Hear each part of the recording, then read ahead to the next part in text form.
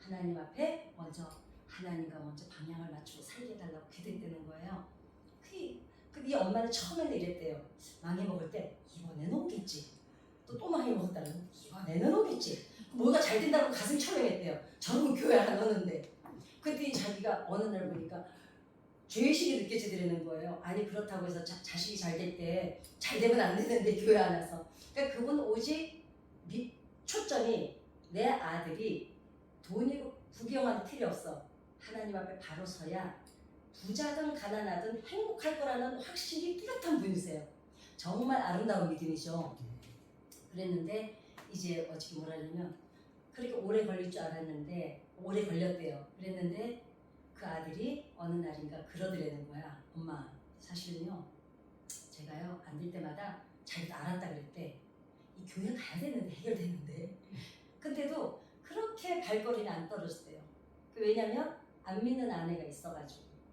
그러니까 그래서 아들 가진 부모들은 며느리 왜냐면 딸은 덜해요. 사위는 쉬워요. 장모하고요 아내가 잘해주면요 그냥 어차피 먹고 살려고 나와요. 그러는데 여자들은 안 그래요. 여자들이 훨씬 독합니다. 깡자도 세고 우리가 여자니까 다 알잖아요. 아닌 척 해봐도 나 우리 안에 있으니 그 여자들은 자기가 납득이 안 되면 안 되고 그 다음에 남편이 잘해주면 나가겠지 하죠. 여자들은 남편들은 여자가 잘해주면 나와요. 그런데 여자들은 남편이 잘해줘도 워낙 기준이 높아서 앵간히 잘해서는 안 나옵니다. 예, 그런 게 있어요. 근데 이제 너무너무 되는 일마다 안 되고 그러니까 그 남편이 자기 아내를 설득을 했나 봐요. 만약에 나가서 교회를 1년 다녔는데 우리가 변화가 없으면 나도 영원히 교회를 안 다닐게 그랬대요. 근데 이제 교회를 나오게 됐는데 그런데 이상하게도 이 엄마 아버지가 좀 잘 사세요. 그래가지고 네가 교회 나가면 준다 했었대요. 근데 이제 교회를 나가니까 그런데 그 아들이 나가자마자 믿음 생활을 너무 잘한다는 거예요. 며느리랑. 그래서 제가 그랬어요. 그게 왜 그럴까요? 왜 그럴 것 같아요? 그 교회 안 나오는 사람이 나가자마자 곧바로 신앙생활 잘하는 건 왜 그럴 것 같으세요? 내가 언젠가 이거 얘기해 준 적 있거든요. 잊어버렸나 따져봐야지. 왜 그럴까요? 우리가 계속 자식을 위해서 기도를 해놓잖아요. 얘네들이 교회는 안 나와도요. 그게 이미 쌓여요. 포인트처럼. 그래서 기도를 많이 해놓은 아이들은 교회를 나오잖아요. 금방 오래 나온 사람처럼 신앙생활을 해요. 그리고 또 뭘 봤어요? 계속 부모님의 뒷모습을 봤잖아요. 그래서 전도를 해봐도 마찬가지예요. 전도를 할 때 어떤 사람은 그래? 가죠! 이러고 온 사람들은요. 금방 또 기분 나쁘면 떠나요. 근데 전도하느라고 고생시키고 내 속을 뒤집어 놓고 이랬던 사람은요. 교회를 나올 때까지 결정 딱 하고 나면 금방 믿음이 뿌리가 내려져요. 그게 왜 그러냐면 중보기도 뿌리가 깊으면 아이들인 이웃이든 전도자든 빨리 뿌리가 내려집니다. 그렇기 때문에 그래서 어저께 제가 간증을 드리면서 아 정말 그렇구나. 오늘은 제가 제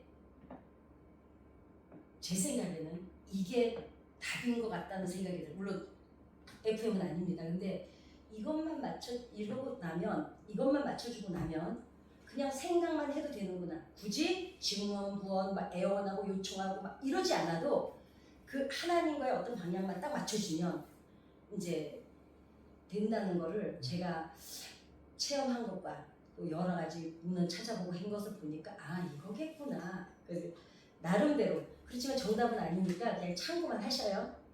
기도할 때 우리는 대부분 마음의 소원을 우리의 소원이란 바람을 하나님 앞에 말씀드리잖아요. 그런데 그 기도할 때마다 그게 우리 문제가 됐던 하나님의 뜻을 구하는 기도이든 간에 우리는 우리 마음을 드리죠.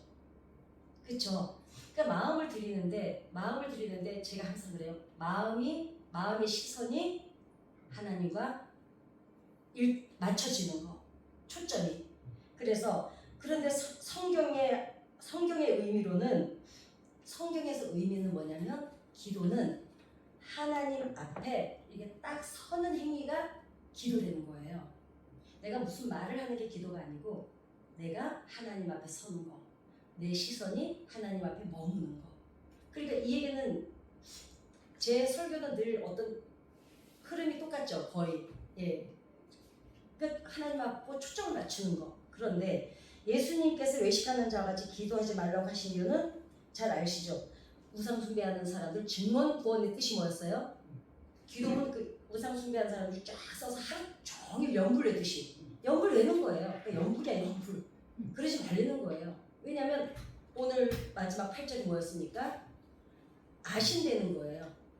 이 아신다는 게 뭐냐면 우리가 간단하더라고요. 이게 어려울 게 하나도 없는 게 우리가 왜 이렇게 친하게 지내다 보면 그냥 왜 굳이 말 안 해도 예를 들면 우리 미경이가 지 아들 얘기 뭘 하면 그냥 내가 마음이 느껴져요. 그쵸? 이겨야 하나님도 내가 하나님과 친밀해지고 초점이 맞춰지고 생각이 같고 목적이 같고 가치관이 같으면 굳이 내가 말하지 않는데 그냥 내가 아버지 이러는데 그 내 마음을 알아주시는 거예요. 이것만 되면 굳이 여러 가지 말을 하지 않아도 되는데 솔직하게 한번 돌아보시면 좋아요. 내가 하나님 앞에 말을 많이 하는 기도를 했던 때가 어느 때였는지. 불안하면 말을 더 많이 합니다. 그렇지 않나요? 그리고 뭔가 석연치 않을 때 어떻게 해요? 자꾸 설명을 해요. 하나님 앞에. 그러지 않으세요? 제가 상담사잖아요. 제가 상담사라고 자랑하는 게 아니고요. 이거를 다 매치를 해보면 맞아요. 그런데 사람들이 대부분 만나보면 자기의 감정을 자기가 몰라요. 자기가 어떤 데는 그냥 울적한데 오늘 왜 이러지 기분이? 이러고 말지 자기 기분이 왜 그런지를 몰라요. 화가 막 멈추질 않는데 내가 왜 이렇게 화가 안 멈추지 몰라요. 심리를 잘 몰라요. 자기 마음을 몰라요. 자기 마음을 잘. 그러니까 기도할 때도 마찬가지예요. 뭔가 내가 믿었지 않으면 하나님을 설득하려고 해서 자꾸 말을 많이 해요. 그리고 이제 그렇습니다. 자, 여기서 예수님은 지금 오늘 우리가 6장 5절에서도 8절까지 읽었잖아요. 봐봐. 나 습관이 말 이렇게 하지 말라 그랬는데 예수님이 기도하는 방법을 알려주신 게 아니죠. 뭘 가르쳐준 거예요? 기도를 방향을 어떻게 잡으라고 지금 말씀해 주고 계신 거잖아요. 그죠? 근데 방법하고 방향은 좀 다릅니다. 물론 비슷하죠. 방법도 그 방향을 바로 잡으라는 방향을 가르쳐 주신 방법을 가르쳐 주신 거예요. 기도하는 말의 방법을 가르쳐 주신 게 아니라 기도할 때 네 자세가 어디에 있어야 된다는 걸 지금 말씀하시는 거잖아요. 그렇죠? 성경에서 기도하는 뜻은 향하여 마주하다, 그 다음에 방향을 맞추다예요. 이게 뭐라고? 하나님을 향해서 마주보고 뭐예요? 방향을 맞추는 게 기도라는 거예요. 막 여러 가지 얘기하는 게 기도가 아니고 하나님을 바라보고 내 시선을 하나님께 맞추고 마주보고 내 방향이 이렇게 서 있어서 여기서 떠들던 거를 이렇게 딱 하나님 앞에 방향을 맞추는 거. 이런 거는 좀 잊어버리지 마세요. 마주보고 방향을 맞추는 거. 이게 그게 하나님 앞에 기도하는 한다는 거죠. 자, 그러니까 말을 막 던지는 행위가 아니라 하나님 앞에 나 자신을 올바른 방향으로 세우는 게 기도되는 거예요. 이게 이 결론을 제가 이따 말씀드릴게요. 이게 왜 맞는지. 그러니까 잊지 말아야 될 거는 뭐예요? 하나님을 향해서 내 시선을 맞추고 다른 곳을 보던 방향을 하나님 앞에 맞추는 거. 이게 기도되는 거죠. 그러니까 하나님 앞에 나를 바로 세우는 게 기도되는 거예요. 여러 가지 말을 하는 게 아니라. 자, 그러므로 기도는 하나님을 움직이려는 시도가 아니라 내가 어디를 향해서 내가 지금 어디를 보고 있으면서 내 얘기를 막 하고 있는지를 점검하려는 거죠. 이게 이해가 가실 거예요. 왜냐하면 우리가 기도하는 걸 한번 돌아보시면 우리가 어떤 문제가 닥치면 우리는 하나님을 바라보질 않아요. 바라보신 것 같죠? 내 문제를 바라보고 와서 얘기하는 거예요. 근데 지금 예수님 뭘 말씀하고 싶으시냐면 향하여서 하나님을 향해서 내 눈을 맞추고 방향을 여기서 갔다는 걸 기도하는 걸 맞추려는 거죠. 그러면 아까 제가 처음에 말씀드렸던 것처럼 그냥 얘가 무슨 얘기를 하는데 얘 마음이 그냥 내가 그 슬픔도 그대로 느껴지고 얘가 좋은 일이 있다면 그것도 그대로 느껴지고 왜? 마음이 통하니까. 이게 기도를 이것까지가 회복되면 방향이 틀어지면 우리 기도는 굳이 많은 말을 하지 않아도 된다는 거예요. 그러나 중보기도는 아니죠. 중보기도는 모세가 어떻게 했어요? 변호하는 기도를 했잖아요. 그러니까 지금 내 문제를 기도하는 걸 말씀드리는 겁니다. 중보기도는 반드시 내가 누군가를 중보할 때 이 사람을 변호사 입장에서 기도해 줘야 돼요. 근데 대부분 사람들은 내가 전도를 오래 했는데 안 나오죠. 하나님 교회 안 나오는 그 완악한 마음을 깨뜨려 주시옵시고 하루속히 교회 나오기 전 이거는 내가 지금 하나님 입장에 서 있는 거예요. 그 사람이 완악한지 안 하는지는 내 판단이 아니죠. 중보자는 반드시 변호인이 돼야 돼요. 변호사는 살인자를 변호를 맡아도 옹호를 합니까? 욕합니까? 그렇죠. 이게 중보기도자의 자세예요. 근데 대부분 우리는 그리고 자식들 위해서 기도할 때는 어때요? 우리 아들이 빨리 돌이키게 해주시고 아니에요. 하나님 우리 아들이 아직 몰라서 그래요. 이렇게 기도해야 되거든요. 우리 남편이 믿음이 별로 안 좋으면 하나님 말귀를 제가 살아보니까 우리 서방이요 말귀를 못 알아들어요. 그러니까 하나님 좀만 기다려주세요. 이게 변호지. 하나님 우리 남편이 빨리 저 완악한 마음이 깨뜨려져서 말씀 잘 듣게 해주시고 이게 아니라는 거죠. 우리는 그 자리에 서 있을 때가 많다는 거예요. 그런데 오늘 얘기가 뭐예요? 향하여서 맞추고 내가 다른 방향을 가지고 기도하는 걸 그대로 하나님을 방향을 하나님께로 맞추라는 겁니다. 자, 그래서 기도는 말의 양이 아니라 내가 서 있는 자리를 먼저 묻고 계신 거예요. 그럼 네가 지금 문제 앞에 문제의 자리에 서 있느냐? 아니면 지금 나랑 마음이 통하기 위해서 내 시선이 내게 머물고 있느냐? 이거를 묻고 계신다는 겁니다. 자, 하나님 앞에서 내 삶의 방향을 재점검하고 바로 세우는 자세. 이렇게만 된다면 기도가 내 신앙 전체가 바뀐다는 거예요. 문제에서 내가 떠날 수가 있으니까. 이 설명이 다 안 된 거 같네, 표정을 보니까. 그럼 기도하는데 왜 응답이 안 될까? 자, 보세요. 우리는 기도할 때 대부분 어떤 문제를 가지고 기도할 때 이건 어쩔 수가 없어요. 우리 인간이다 보니까 내가 어떤 사건을 가져와서 기도할 때 그 사건이 해결되는 시간을 응답이라고 생각하잖아요. 근데 이제 신앙생활 이 정도 하시다 보니까 어때요? 이제는 아니시죠? 응답이 내 사건이 해결 안 돼도 어떻게 하세요? 하나님이 다른 뜻이 있으신가 보다. 이거는 이제 이미 그만큼 다 되신 거예요. 근데 대부분 새신자일 때 처음 교회를 나와서 어떡합니까? 응답이 안 되면 자기가 다 연출, 감독, 기획, 구성 다 해요. 이 문제는 이렇게 해결돼서 이렇게 돼서 이렇게 돼서 이렇게 이 시기에 돼야 된다라는 걸 가지고 와서 하나님 이게 이렇게 돼서 이렇게 응답해 주세요 하는데 이제 우리도 이제 꾀가 많아져가지고 눈치가 빠삭하잖아요. 이 정도 되면 안 돼도 하나님이 다른 방향으로 지금 역사를 써가시나 보다. 이렇게 하고 우리는 오히려 감사를 하죠. 이거는 이제 너무나 올바른 기도랍니다. 그래서 시편에 보면은 시편의 33편 15절 제가 읽어드릴게요. 야훼의 눈은 누구를 향하시고 의인을 향하시고 그의 귀는 그들의 부르짖음에 기울이시도다. 여기서 이제 중요한 거는 기울인다는 거예요. 내가 무슨 말을 하는가? 기울이는데 사건을 호소하고 있는가? 아니면 하나님께 향하여서 맞추고 방향을 트는 말을 하고 있는가?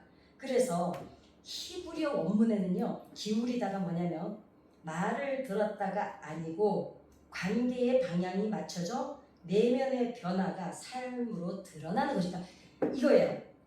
기울이시다는 히브리어의 의미는 하나님과 관계의 방향이 맞춰지고 그 다음에 내 내면의 변화가 내가 하나님 앞에 맞춰지고 나면 이제 내 사건을 내려놓겠죠. 그리고 그게 맞춰짐으로 끝나는 게 아니라 이제 내 삶으로 나타나는 거라는 거예요. 하나님이 기울이시다가 우리는 그냥 우리가 번역대로 읽는다면 아니 기울이는 게 뭔 얘기하나 이렇게 듣는 거라고 생각하잖아요. 근데 히브리 원문의 뜻은 그게 아니래요. 내가 삶의 방향이, 관계의 방향이 하나님 앞에 맞춰져서 삶이 바뀌어야 된다는 거예요. 삶으로 나타나야 된다는 거예요. 그러니까 여기 와서도 하나님 믿습니다, 할렐루야, 감사합니다 이러고 가는데 집에 가서 아니 있잖아 돈 좀 가지고 있어, 이거는 아니라는 거죠. 삶으로 그럼 안 나타나고 있는 거죠. 여기서 기껏 기도하고 하나님 앞에 맡기고 하나님 눈을 바라보고 시선을 보고 맞추고 내가 이제 이 문제를 바라보는 방향을 맞춰서 갔는데 집에 가서 또 불안해, 두려워하고, 이것도 아닌 거죠. 그러면은 이거는 그거는 내가 아직 방향이 어디에 있어요? 사건에 있는 거예요. 자, 그렇다면 그러므로 방향을 어떤 쪽으로 트느냐가 이제 문제되는 거예요. 응답은 말을 들었다가 아니라 관계가, 하나님께서 응답하셨어. 하나님이, 우리가 그러잖아요. 권사님, 장로님 다 그러시죠. 응답이, 내가 원하는 그 사건이 해결 안 되는데 어떻게 그래요? 하나님께 감사해요. 하나님 뜻이 있으실 거예요. 이거는 이미 그 정도면 이미 삶의 방향은 맞춰져 있는 거예요. 굳이 이 설교가 필요가 없어요. 그쵸? 그런데 진리의 말씀, 하나님과 눈이 맞춰지면 이미 응답이 되는 거예요. 왜 그럴까요? 대부분 사람들이 하나님을 언제 가장 빨리 만날까요? 고난일 때. 이게 그 얘기예요. 고난일 때 아까 제가 미리 말씀드렸죠, 권사님. 그 아들이 하나님께 돌아온 것만으로도 이분은 응답이신 거예요. 그분은 목적이 이거였어요. 우리가 하나님과 시선이 맞춰지고 방향이 틀어지고 그분과 하나가 되기만 하면 삶의 문제는 우리 문제가 아니라는 거예요. 근데 왜 자꾸 삶의 문제, 자식의 문제가 자꾸 나를 걸려 넘어지게 하냐면 내 시선이 여기에 집중되지 않다는 거죠. 이 얘기를 들어도 틀림없이 집에 가서 걱정한 사람도 있습니다.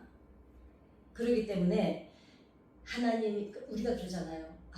그래도 또 돌아서서 뭐라 그래? 그때 그 사건이 해결 안 되는데 뒤돌아서서 한참 지나서 뭐라 그래요? 나는 권사님 간증 잠깐 얘기하면서 너무 은혜를 받았던 게, 지나고 보니까 다 하나님의 은혜더라. 저는요 그 얘기 생각하면 지금도 울컥해요. 나 어떤 데 권사님 기도하다 울잖아요. 그래서 세상에 저 말없는 양반이 저 혼자 얼마나 그냥 덮을대고 속상하다고 소리 지르는 사람도 아니고 화가 나도 화내는 사람도 아니고 얼마나 그랬을까, 그 마음이 느껴져요. 이게 우리가 마음의 시선이 맞춰진 게 있어요. 그죠? 그래서 그러잖아요. 그 극한 시간을 지나고 나서 그렇게 말하잖아요. 그래도 돌아보니까 다 하나님 은혜예요. 그때 응답했으면 우리 안 될 뻔했어요. 내 믿음이 여기까지 안 왔을 거예요. 그러잖아요. 지금 오늘 이 얘기가 그 얘기입니다. 자, 그렇다면 기도는 말을 하는 것이라 아니라 자리를 제대로 잡는 행위를 해석하게 되는데, 자리를 잡는 게 기도인데 자리가 제대로 잡히면 방향이 맞춰지죠. 지금 이렇게 저를 보고 앉아 계신데 의자를 틀면 어때요? 저를 못 보잖아요. 이렇게 봐야 되잖아요. 근데 맞춰져서 앉았으니까 자리를 잡으면 방향이 맞춰지고, 그리고 어떻게 합니까? 하나님이 기울이신다는 게 그거라는 거예요. 방향을 맞추는 거. 내가 어디에 있는지 점검하는 거. 자, 응답은 무엇인가를 받았다가 아니라 하나님과 같은 방향에 서게 된 상태를, 하나님하고 같은 곳을 바라보는 거. 아까 제가 미경 얘기했잖아요. 제가 무슨 얘기를 하면 제가 왜 저와의 마음이 느껴질까요? 같은 방향으로 서 있으니까. 한 가지 목적을 두고 같이 보고 있으니까. 하나님하고 나하고 방향을 맞춰주면 내 문제도 누가 보고 계세요? 하나님은 같이 보고 계신 거예요. 그런데 내가 하나님은 여기 계시는데 내가 사건의 방향이 맞춰져 있으면 하나님이 막 이래도 눈이 안 맞춰지고, 아니 여기 이래도 안 맞춰지고, 그러니까 하나님의 눈빛이 뭘 말하는지를 내가 눈치를 못 채는 거예요. 그런데 마음이 맞춰지고 시선이 맞춰지고 방향이 둘이서 맞춰지면 말을 안 하는데 너 지금 속상하지? 이게 되는 거예요. 그게 하나님과 우리의 관계되는 거죠. 예. 자, 그래서 성경은 평안해졌다, 두려움이 떠났다, 길이 보였다. 그러니까 고난을 겪어내면서 온 건 세상 사람들은 고생을 하잖아. 고난을 겪잖아요. 더 악독해집니다. 내가 이놈의 세상 나 꼭 한번 보복하고 말 거야. 대부분 교도소 간 사람들이 막 그러잖아요. 나가서 그냥 두지 않을 거야. 그런데 예수 믿는 사람들은요. 고난을 겪으면 겪을수록 온유해져요. 다듬어져요. 이 날카롭던 것들이 그 고난이라는 걸 통해서 다듬어져서 저 산꼭대기에 있던 큰 돌멩이가 산을 계속 굴러내려서 강가에 왔을 때는 뭐가 돼요? 아이도 만질 수 있는 조약돌이 되는 거거든요. 그러니까 예수 믿는 사람과 세상 사람의 차이는 그거예요. 하나님과 눈이 맞춰지고 방향이 맞춰지고 그렇게 된 사람들은 이 사건에서 겪어지는 일을 통해서 오히려 온유해지고 어디로 와요? 와서 기도하죠. 그리고 또 다른 건 세상 사람들은 대부분 어려운 일을 당하면 억울했다고 얘기를 해요. 여러분 이거 잘 들으셔야 돼요. 지금 예수 믿고 이만큼 믿어왔는데 여전히 억울한 게 있으시거든. 본인들을 체크하세요. 이건 정말 거북하시겠지만 반드시 체크하셔야 돼요. 억울한 게 없을 수는 없으나 여러분 아닙니다. 예수 믿는 사람들은 자, 왜 그런지를 말씀드릴게요. 억울한 일이 있어요. 세상 사람들은 내가 피해본 거, 내가 상처받은 거, 내가 지금 속상한 거, 내가 손해본 거 때문에 억울하고 분하고 어떻게 하면 이걸 갚아줄까로 생각해요.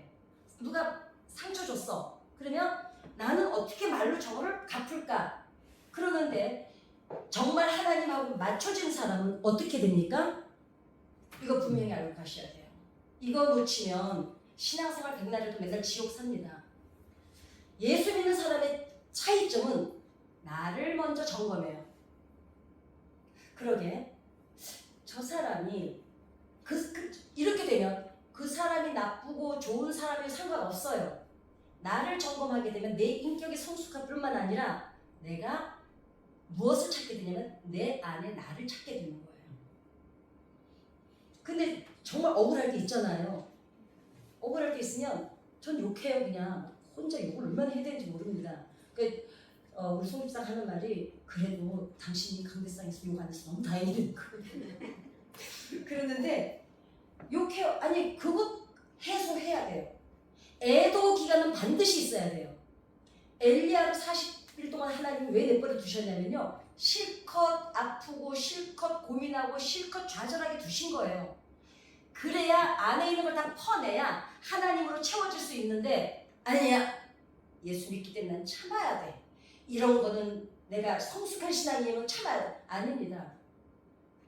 다윗을 생각하시면 돼요. 제가 항상 말씀드리잖아요. 욕을 얼마나 잘해요. 시원시원하게. 예. 근데 그걸 어디에서 해야 된다고요? 하나님 앞에. 그리고 자 봐. 하나님하고 시선이 맞춰지고 방향이 맞춰지고 하나님하고 내가 마주서게 되면 내 마음 속상한 거를 아시잖아요. 그런데 성경에 분명히 뭐라고 기록돼 있어요? 원수는 네가 갚지 마라.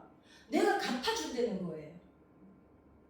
근데 우리는 30년 40년 교회 다니면서 열나 들었어요. 열나.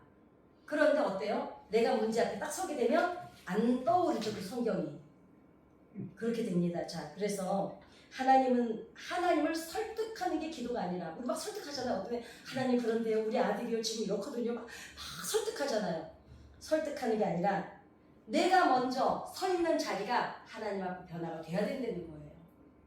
그리고 문제가 왔을 때 하나님 앞에 기도를 하다 보면 응답은 받지 못했는데 내 신앙의 방향이 어떻게 돼 있어요? 바뀐 것을 얼마나 많이 경험하셨어요. 그죠? 응답 못 받았는데 그거 상관이 없어. 은혜를 체험하고 나니까 그 문제 하나님 괜찮아요. 괜찮아요. 이 문제 때문에 울고불고 교회 와서 기도하면서 하나님의 임재하심을 느끼고 나니까 이게 천국을 누리고 나니까 이 문제를 어떻게 해요? 흘러덩 넘어가는 거예요. 물이 흘러내려가다가 바위가 있으면 넘뜨는가 피해가는가처럼 넘어가는 거예요. 없어지진 않아요. 여기가 더 기쁘니까. 그런 경우 많이 하십니다. 즉 내가 신앙의 방향이 하나님과 맞추어지고 시선을 같은 곳에 향할 때 내가 바라던 대로 응답이 주어지지 않았죠. 다른 방향으로. 그런데 또 대신 이게 있어요.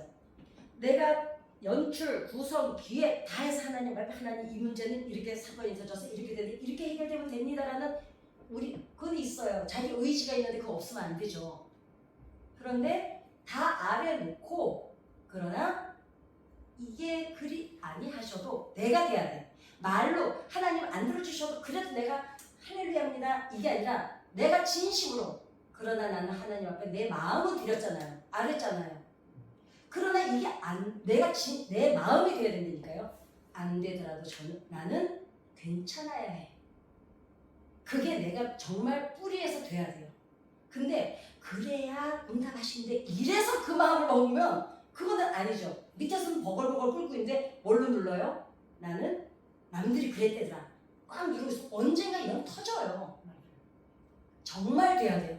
그래 하나님 설령 어쩌면 이게 제 계획대로 하나님 계획과 제 계획이 안 맞을 수도 있습니다. 근데 괜찮아요. 오늘 아까 찬양했죠. 지금까지 돌아보니 하나님이 나를 한 번도 외면한 적이 없으신 게 내가 외면을 하면 했지. 그러니까 그 하나님을 생각하면 가슴이 저는 그래서 제가 항상 얘기해요. 전 찬양을 한 소절 다 되씹으면서 찬양을 해요. 그렇습니다. 자, 마무리를 하겠습니다. 이제 핵심이에요. 다 이렇게 어떤 때 이런 적 있으실 거예요. 분명히. 내가 기도를 했어요. 기도를 안 하고 그냥 마음만 먹었어요. 그런데 마음만 먹고 그냥 기도할까 말까 해서 그냥 넘어갔어요. 어느 날 보니까 그 일이 이루어진 적 있지 않으세요? 경험한 적 없으세요? 있어요? 얘는 없냐 보다. 있어? 할렐루야. 이제부터는 어떻게 하시냐면요.